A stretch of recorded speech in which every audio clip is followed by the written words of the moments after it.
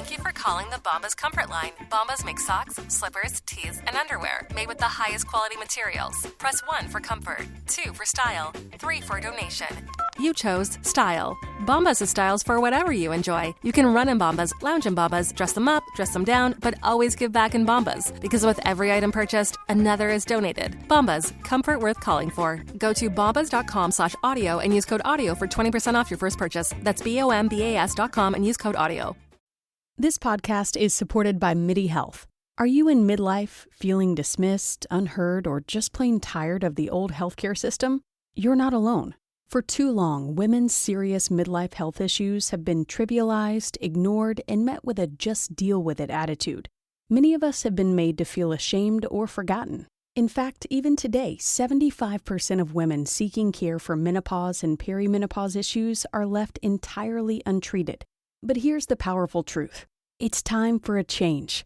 It's time for MIDI. MIDI is not just a healthcare provider. It's a women's telehealth clinic founded and supported by world-class leaders in women's health. What sets MIDI apart? We are the only women's telehealth brand covered by major insurance companies, making high-quality, expert care accessible and affordable for all women everywhere. Our clinicians provide one-on-one, face-to-face consultations where they truly listen to your unique needs. We offer a full range of holistic, data-driven solutions, from hormonal therapies and weight loss protocols to lifestyle coaching and preventive health guidance. This isn't a one-size-fits-all care. This is care uniquely tailored for you. At MIDI, you will join our patients who feel seen, heard, and prioritized. You will find that our mission is clear: to help all women thrive in midlife, giving them access to the health care they deserve. Because we believe midlife isn't the middle at all. It's just the beginning of your second act. Ready to feel your best and write your second act script? Visit joinmidi.com today to book your personalized, insurance-covered virtual visit. That's joinmidi.com. MIDI, the care women deserve. Today's episode is sponsored by Sports Pro. If you're like me and want to stay on top of what's really happening in the sports industry, you need to check out Sports Pro Plus. Coming from Sports Pro, the number one business that connects, educates, and inspires the international sporting community. Sports Pro Plus is the ultimate hub for sports business knowledge with exclusive content, data, and analysis that keeps me up to speed with everything happening across the industry. And right now, listeners of the Sports Management Podcast get an exclusive 20% off with the code SMPOD20. That's SMPOD20. All you need to do is head over to sportspro.com/membership and start exploring today. Welcome to episode 221 of Sports Management Podcast. Today's guest is Stef McLoughlin, Head of Commercial at Glasgow City FC, the most successful women's football club in Scotland and one of the few elite clubs in Europe that is women-owned, women-led, and fully independent. Get ready to learn about purpose-driven partnerships, building women's sports differently, why copying the men's game may be the biggest mistake women's football can make, and much more. Stef McLoughlin, welcome to Sports Management Podcast. Hi, Marcus. Thank you so much for inviting me. It's great to have you on the show. You are the head of commercial at Glasgow City FC. So can you tell us a little bit about what that role entails? So for those of you who may not be aware of Glasgow City, we are the most successful football club in Scotland. So we play in the Scottish Women's Premier League. And we have, we hold a record for the most leagues won, the most cups won, the most European appearances. And the thing that makes Glasgow City super, super special is we are women founded and women owned. And we are completely independent. So we're not linked to a men's side. We'd like to say we're building the future of women's sports because we believe the future of women's sports is independence. That's very interesting. So I know you're coming from Lewis FC, who also have a very big, they were big on equality also, and to have a very strong female team. So is that something that is extra dear to you on the equality and on the maybe more on the women's football side? 100%. So I'm not in football for the football per se. Like I'm not, like this is a bit strange. I'm not like a huge football fan, so I'm into football as a vehicle for social change. The clubs that I work for and the clubs I want to be watching, buying their merch as a fan, being part of, are all clubs that are trying to change the world and trying to do good. And for me, obviously, the equality aspect and the feminism around that. Obviously, we know football in general is not the most progressive space when it comes to equality. So I use my space in football basically to try to make it better for women. That's great.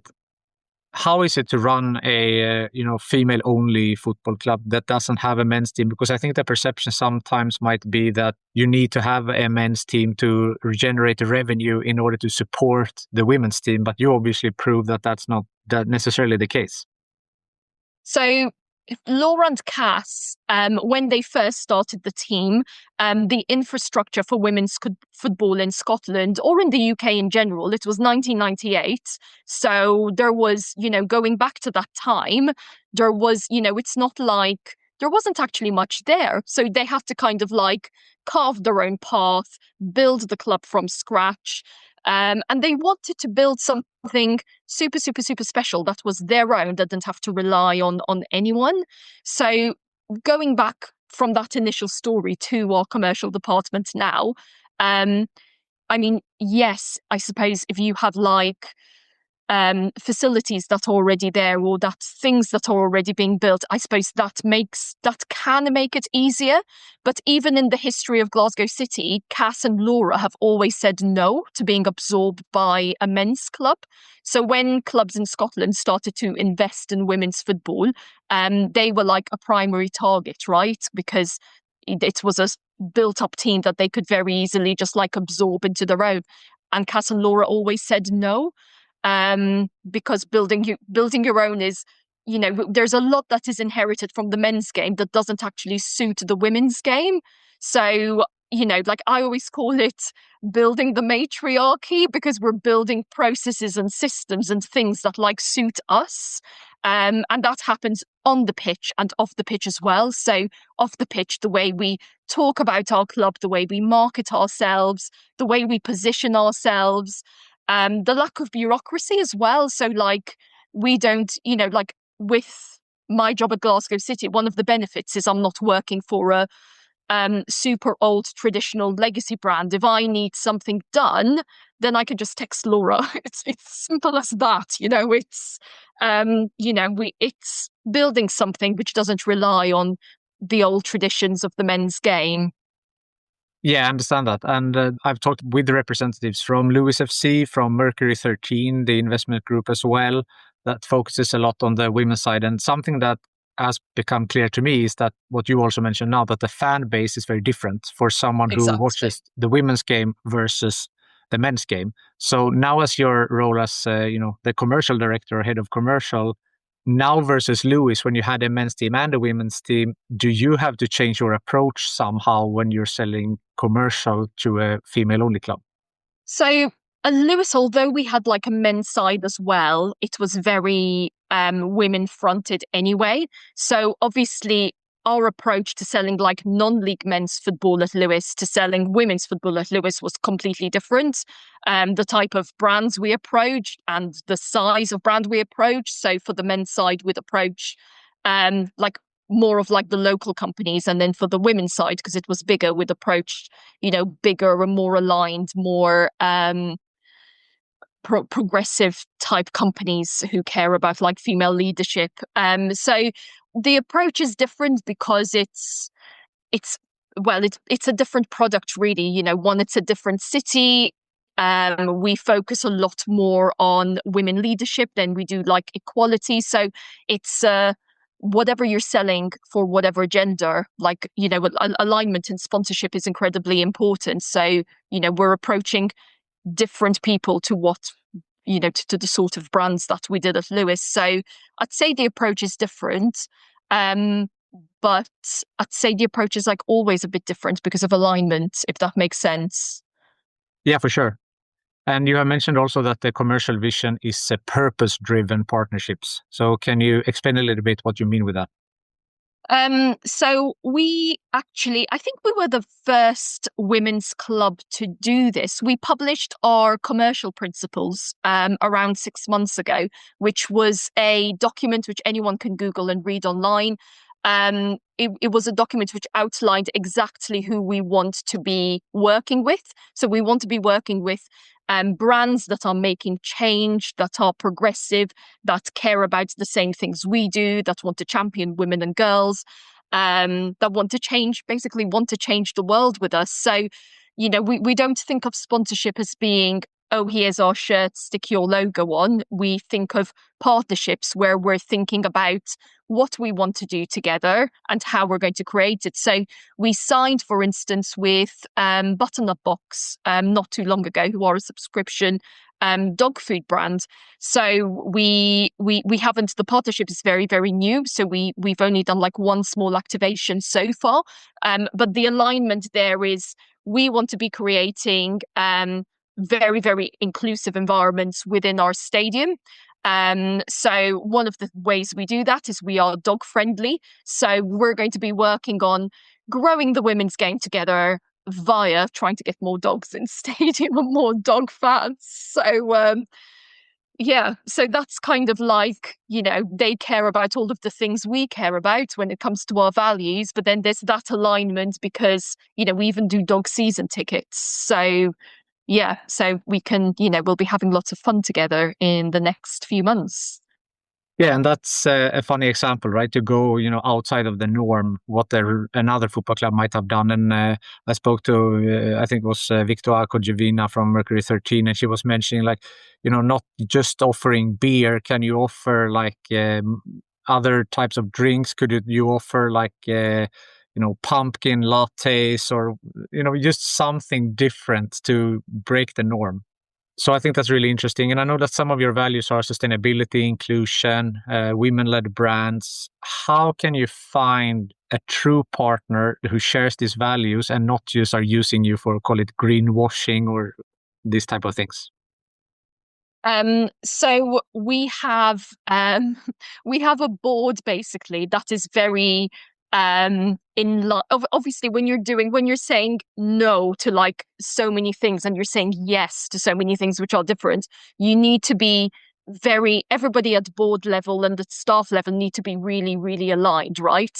So like, just to give you an example, when I first wrote our commercial principles and I sent them up to the board, normally you send things up to the board and they get back slightly diluted or not as brave, or the messaging has changed, so it's like more normal, I suppose. But like the additions that I got back from our board of Glasgow City were like probably around 15% braver to what I'd originally written. So that's the kind of leadership that we have at Glasgow City.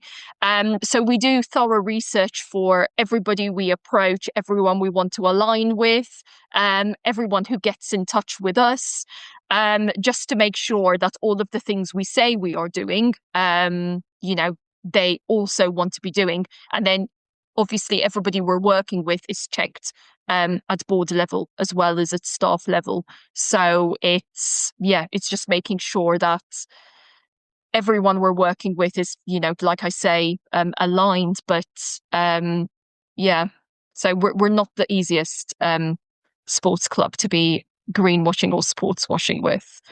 I understand. And that's a great thing, right? That you're doing your due diligence on that part. Mm. I noticed that when you came to Glasgow City, you wanted to do a 6-month audit to check on the club's commercial assets. What did you discover during this audit? Something surprising, good or bad? So that's interesting. So, like all cards on the table, and being like perfectly honest, women's football always moves at a much slower pace than people working in it like it to move. So, if you asked me 6 months ago what I'd like to achieve, 6 months down the line, like my list of things was a lot higher probably than what was originally achieved, if that makes sense. And mainly down to the slow moving nature of the business. So some things move really, really fast. And then some things are just super slow. But, the things that we discovered in our 6-month audit was we've built really, really good solid foundations. Like our commercial offering, the people we're currently working with, all of our, I don't like to call it a pipeline. I like to use the word allies. So all of the people who are currently like in our ecosystem, either like on the outside looking in or already working with us, like we've built in the last 6 months such a strong network of people who have heard the Glasgow City story sometimes for the first time and just love what we're doing or what we're trying to do. So it's a bit of a balance of, out of all the things we found, it's a bit of a balance of like, oh my goodness, we've done so much, like all of our foundations, when you actually lay them out, we've done a lot. But obviously, in people like me in women's football always want things to move like 100% faster than they're actually moving, because, it's, I did the post this morning where I called the stage we're at in women's football at the moment the messy middle. So we're not a complete finished, polished product. We're still building, and the building bit in the middle is where we need, all of the biggest sponsors, the big media pieces, like all of the people that can really like escalate everything that we're doing. And we always need as many people as possible in that messy middle. And we're just hoping that all of those allies can just come fast enough, really. Many people compare women's football to men's football and, revenue generation and so forth. Is that something that is stressful? You're trying to chase after that, or are you trying to keep your own lane? And but of course, you want to move fast, but trying to stay in your own lane. Yeah. So when it comes to like revenue building and sustainability, like I feel that is another area we shouldn't be comparing to the men's game, because the men's game is actually terrible at financial sustainability. So even if we look at the men's Premier League, there's like 2 clubs that sussed financial sustainability out. So it's, you've got the big revenues, but not necessarily sustainability. So it's, in order for us to grow, we need the revenue, we need allies to be, funding campaigns, etc., etc. So all of that is important. But it should be in our own lane. Like we should be, building enough to make sure we've got the right infrastructures, everything that we need for players to have great careers, great times in our clubs. We're building fan bases. We're building slow. I'm about to contradict myself, because slow growth with like the right foundations is important. Like you don't want to completely, you don't want to do things that you're not ready to do, but you're still needing the revenue and the allies really to be there whilst you do it, if that makes sense. Yeah, for sure. Talking about revenue, there are several revenue streams, right? You have the obvious ones, which is ticket sales and whatever you sell in stadium on match day and so forth. But we also have media rights, content, merch, fan subscriptions. Which one are you most bullish on, or which ones do you think that you want to focus on? So for us, because we're at a point in our journey where we are, we really want to be pushing our story, our DNA, our values. We want to really be, pushing who Glasgow City is. We'd love to do this with via sponsorship. So, when you talk about being bullish, the time that the time that we're dedicating and the resources that we're dedicating with all of those revenue streams, sponsorship is probably the highest commercially at the moment that we're pushing for. And there's benefits to that because we're still building. So anyone who comes along is still building with us. So it's kind of like getting founders in the next stage of our journey. So I kind of see sponsorship as a foundation to like other areas of growth. And the dog example is a great example because, it's sponsorship, but we're working on attendances together. So, it's kind of like a 2-in-1 once it gets going. Exactly. And do you have any other examples with that you have found a partner that, shares your value and something that you can build on together? The dog example is great, but just if you had another one as well. So we have one actually, which is coming out on Wednesday, but I suppose I can share with you because this podcast will be out after Wednesday. Yes. So we're working with a creative company called Alt.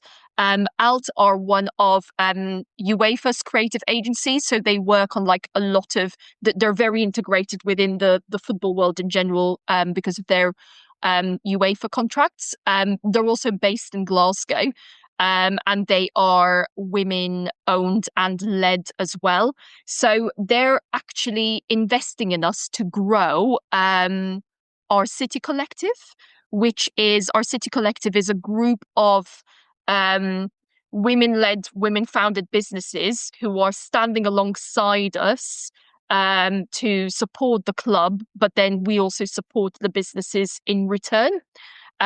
So we launched the collective at the same time as our kit launch this season. So they were very integrated with the players, with the club. So this partnership is it's amazing because they're, while we've been speaking to them, they've already become fans of Glasgow City. So we're super aligned with our vision for women's football, how we think about women's football, what we want to do together. So this partnership will help us build thought leadership and case studies on the business of women's football. And as a result, also Glasgow City gets, expert advice and people helping us to grow our club. That's another great example. Thank you for sharing that. And it will be out after Wednesday, so we will not spoil anything prematurely. You somehow got the exclusive on that, Marcus. Exactly. Maybe I should release it now on Wednesday just because. So you have the first.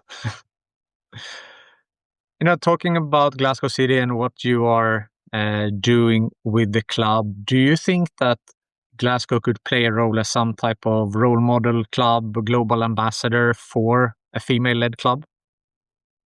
So there's a lot of things I think that the club already does that, I don't know, like even, like I've been at the club 8 months now, but even now, sometimes I see things and go like, oh my God, that's amazing. Like, how did I not, something on the football side, for instance, or in departments I'm not super involved in. So I think there is a lot of good that we already do. Obviously, like sometimes I think in women's football, we fall in the trap of we're growing really fast or we're super great and like we're a PR company for like ourselves. And then sometimes it's only when we're all in a room together that we're all a bit honest with the things that we are not too great in or the things that we're struggling in. So I think sometimes we fall into a PR trap that makes it slightly stressful for the rest of the industry. So, like I think, yes, we can be an example, especially an example of independent, women-led leadership and just the resilience and the structures that Laura and Cass have built since 1998 to now is, I think, perfect example for anybody striving for independence. But then I think as an industry, we also need to be honest with the things we can't do and the things we're struggling with. So yes is your answer to that, but with caveats. Yes, but I mean, you can take learnings from something that you're not, maybe mastering either. So if someone looking at you, they can see that these things they did very well, and maybe here we can take that but tweak it a little bit, for example. You have been 8 months, you said. If you're looking forward a couple of years, what would you like to achieve as the head of commercial for Glasgow if you're looking a couple of years ahead? Well, I think it's just the obvious ones, Marcus. So like Laura has said publicly that in 5 years' time, she wants us to be one of the biggest brands in women's football in the world, on the planet. So like, in 2 years, obviously the obvious things like, a better fan base, a stronger fan base, bigger revenues, some super, super, super aligned core group of brands that are building with us for like the long term. So I think we have a slight issue in the industry at the moment with, it's not really an issue because coming in short term, I think is fine. We have, you can come in and you can activate and you can, get benefits from the short term, but like we don't, as an industry, we have lots of short term planning. So, having some long term partners and long term plans, will just help the whole sustainability issue in women's football slightly better. So just like bigger and better than what we are at the moment, Marcus. I love that. That's what we all want to achieve, right? Become bigger and better than we are now. For someone who is not really a football fan, as you said in the beginning, how does one fall into working for not one but two football clubs? And, how did your journey begin in the sports industry? It's a bit of a long story actually. But like I started playing football in 2019 as a complete beginner to football. Like I didn't particularly enjoy football. Playing football for me was like so out of my character and so out of my comfort zone. But I like to do things that are out of my comfort zone. So I tried it out, actually really liked it. Actually felt sorry for my younger self for not having it. I found, a sport that was really meditative. So I ended up liking football via playing it. And then the World Cup happened in 2019. And I can't say that like I followed it very well. I was just getting like snippets of like women's football at the time in 2019. So it wasn't yet fully internalized in, my life. But like I knew it was there and I was aware of it. And then 2022 happened, on home soil. So, I mean, that was absolutely incredible. And I went to, like I live in Brighton. So I went to all of the games in Brighton and then obviously the final of Wembley. And I just became, the more I learned about women's football, the angrier I became about the situation it was in and the lack of infrastructure and the lack of revenues and the 10% media that we get. Like every single day, I learned something new that made me angrier. And then, I worked in education previously, like that was my degree and my career. And I kind of felt I needed a break from that. And Lewis FC was on my doorstep. So, so I was really lucky. Maggie was the CEO at the time, and she kind of saw the benefit of somebody coming from, the world of business that wasn't necessarily football and, what that sort of experience could bring to the game. So I was really lucky that she recognized that. And then the rest is kind of history. But I came into football as an angry feminist and not as not as somebody who liked the game, basically. Yeah, but you came with the right intentions, right? You wanted to make a change. Yeah, absolutely. So what were some skills you think that you had from the business side that Maggie saw in you that you could help Lewis FC with? So women's football was, we say women's football is essentially a startup. So the company I ran before football, I had just gone through a pandemic with it. So I ran a chain of language schools that were actually quite well established. But the second the pandemic hit, we had to go into startup mode. So all of those, all of the schools, for instance, we had to market and package and put online within like 3 weeks of the pandemic while you're competing with countries in the world that can run education courses for like a fraction of the price. So the out of the box thinking that you need to sell products in like a really saturated market where nobody's looking for the product.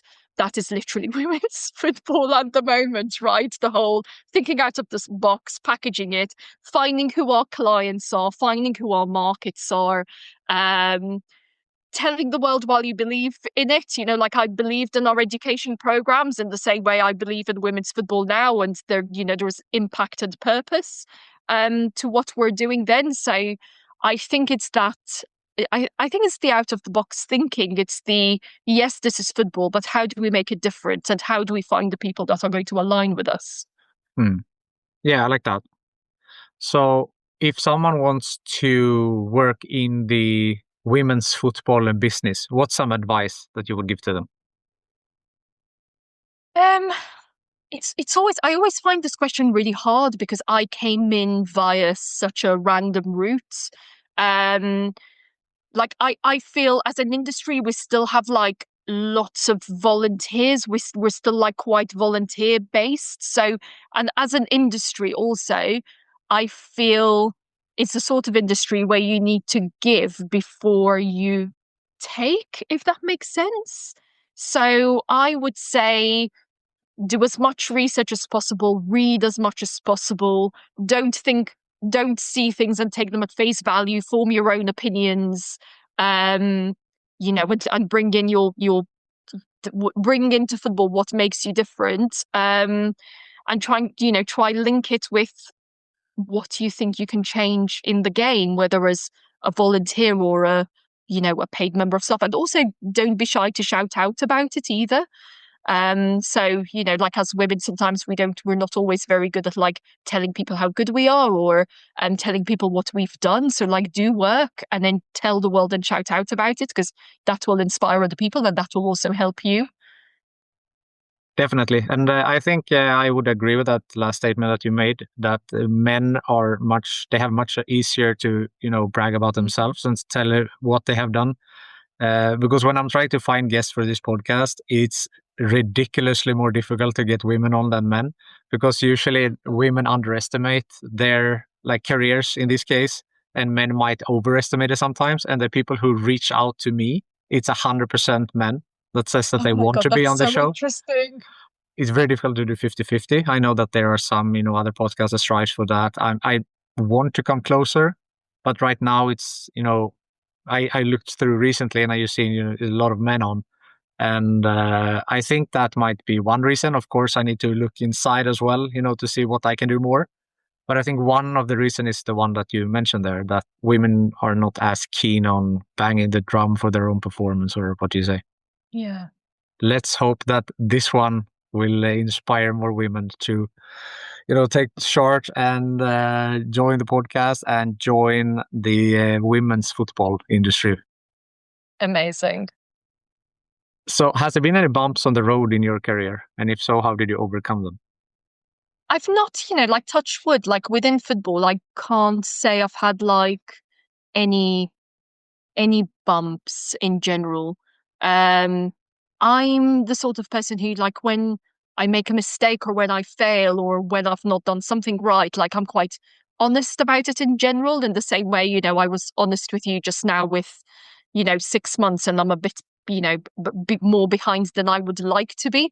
And I think that generally stops you from having bumps because, it's much easier when you're an open book, when you're open about it, and then, you do that and then you fix it. So, yeah. For sure. Anything else that I haven't asked yet that you would like to mention about yourself or Glasgow? I think we've covered told you who we are with Glasgow City. I've told you what we're trying to do. I think we've covered, I've even given you like secrets coming out this week, Marcus. So exactly. We've covered a lot. Covered quite a bit. For sure. So if someone wants to read up more, they want to become a Glasgow City FC fan, want to buy a season ticket, is there a website or somewhere to go?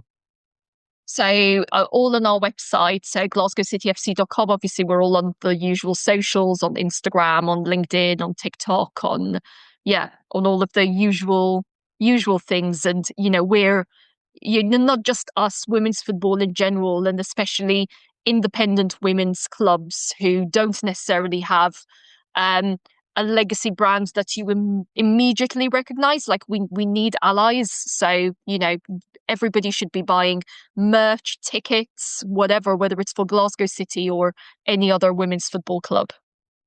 That's fantastic. I'd like to end on a networking question. So who from your network do you think would be a good guest on this podcast? And maybe now it's time to throw some women out there. Oh my goodness. I'm surrounded by like amazing women. There's somebody who I met quite recently who's absolutely amazing. It's a woman called Liza who has started a media company called It Sports in Australia. So they're trying to reassess and redefine how media and women's football happens and how we can carve our own way and not rely on like the 10% that we get from traditional media. Her name's Liza Boston. So she's the first person that's come to mind. That's a good one. Thank you so much. Stef, thank you so much for taking the time to be on Sports Management Podcast. I've loved chatting to you, Marcus, so thank you so much. Thank you for listening to the Sports Management Podcast. Please hit the follow or subscribe button on your podcast app so you don't miss out on any upcoming episodes. If you want to get in contact with me, send an email to sportsmpodcast@gmail.com, connect with me on LinkedIn, or follow the podcast on Instagram, X, and Facebook @SportsM Podcast.